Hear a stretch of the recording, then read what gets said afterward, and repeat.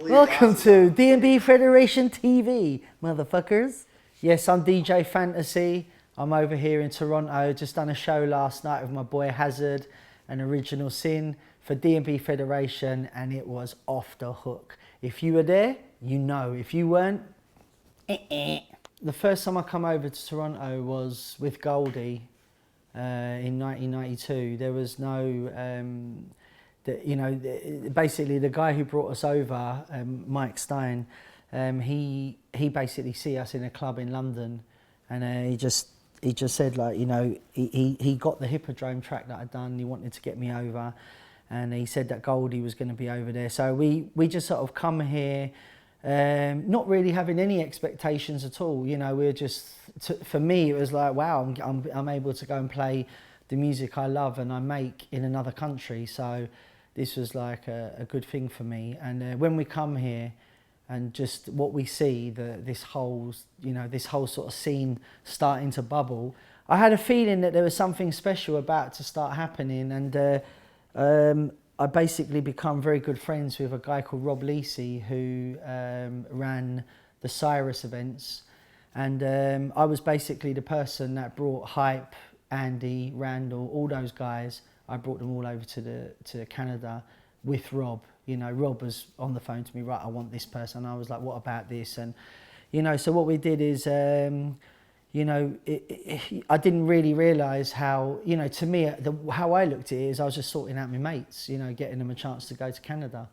Didn't really sort of see that, well, no one really knew back then where it would go and what it would be, So yeah, so it was good. It was great, to be part of that history, and it was great. I see a few people last night that mentioned some of the early parties that we were at, like namely the one that Hype come over to. I think that was when the turning point happened. Hype's first time ever in Toronto. It was an event called Cyrus in 1994. And that was a very, very big show. It was myself, Hype and Reality. And yeah, that's when I think I started realising that things were getting serious over here, because there was thousands. It was so packed at that party. And the good thing about it was packed with great people. That's one thing that's always been about the Canadian scene in general, is how how great and how friendly the people are. Even when I was talking with Hazard earlier over breakfast, he was saying every time he comes here, which is quite rare, but when he does come here, he just loves it, because the people are just so nice and friendly, So you lot have got something special over here, and support it. This is the new boys on the block. I get extra $100 for that shit.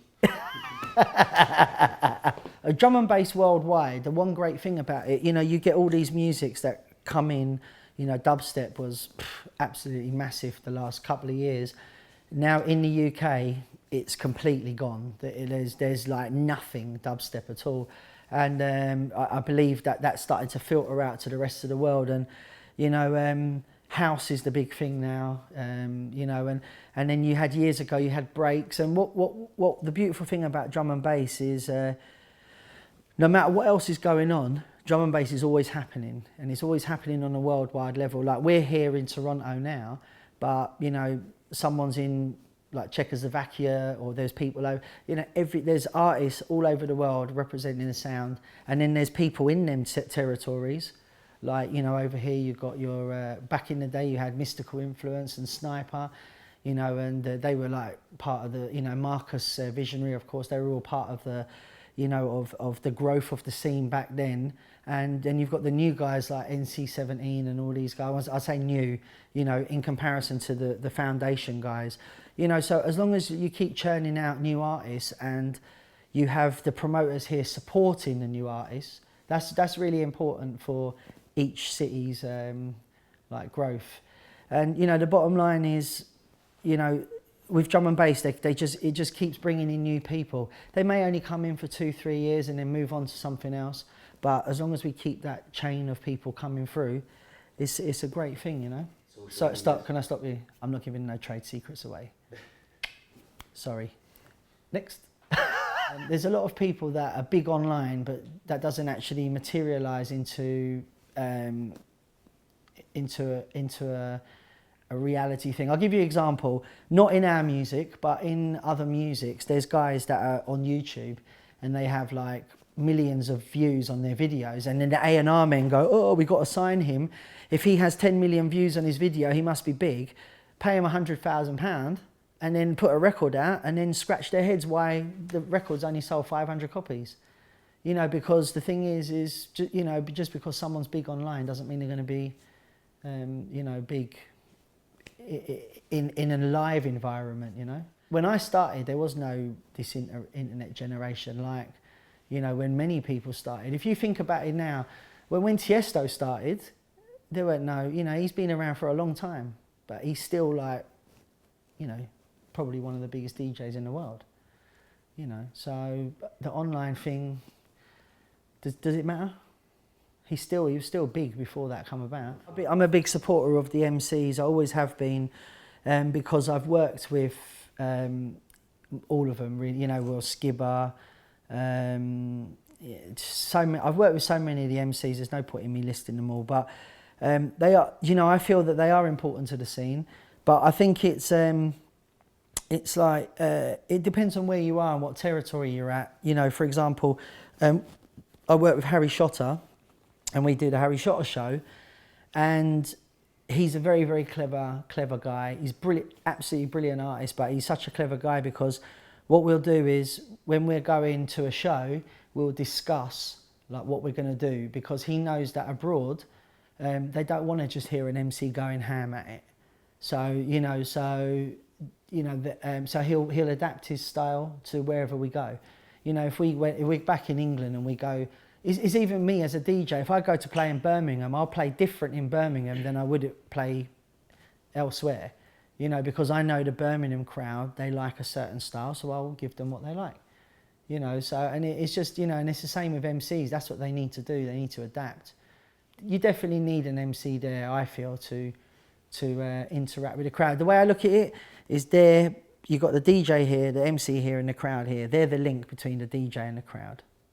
You know, but lately, if there's no MC about, I'll just grab the mic myself. Yeah, we've got the album Extreme Drum and Bass just come out. It's available worldwide. First thing we thought was all of the albums that come out of the UK, they're basically just UK based, and what they do is they like to get them worldwide. You have to like basically buy it from the UK. So what we did is we changed that format and made sure that it was available worldwide. So it got a worldwide release on the same day. What I wanted to do, which I felt was really important with the album, is there's some great albums out there. You know, I won't mention them, but there's some great albums from different groups that are doing them. But I find that they're all very one way. So if you're into that sound, you'll have 42 track or whatever, however many tracks, all of a similar ilk. What I wanted to do was showcase that there is all forms of DNB out there. DNB is not just liquid, and it isn't just the nice side, and it isn't, you know, there's a bit of everything. So, you know, what I wanted to do is put, you know, people like Matrix and Futurebound, who are like regarded as pop stars now, and then put like Magistrate and Gov on the same album, because you would never see that on the same album. So that was my idea. The name Extreme Drum and Bass is from one extreme to the other.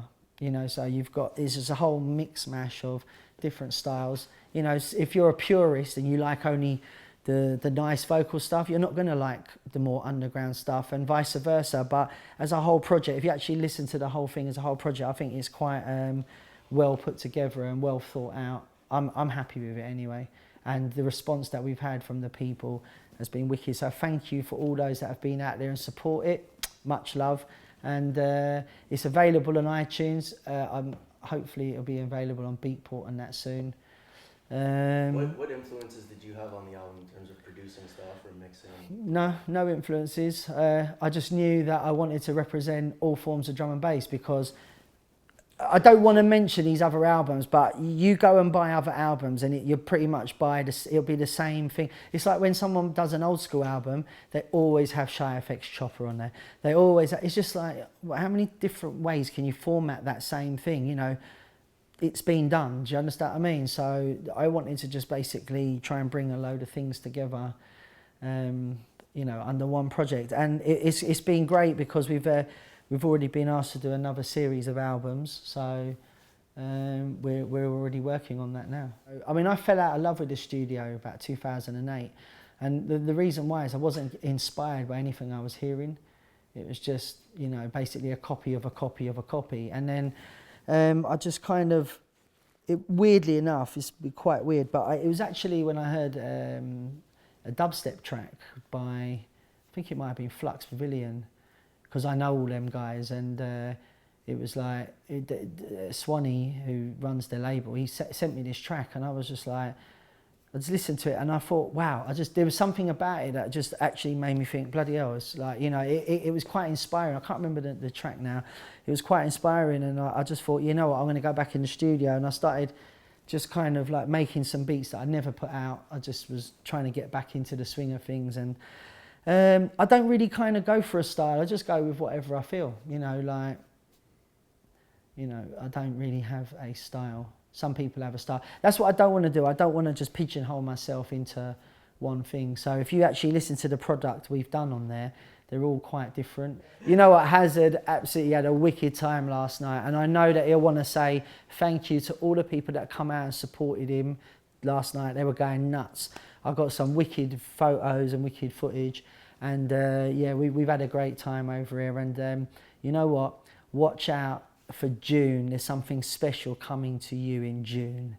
Yeah, we'll say nothing for now, but shh.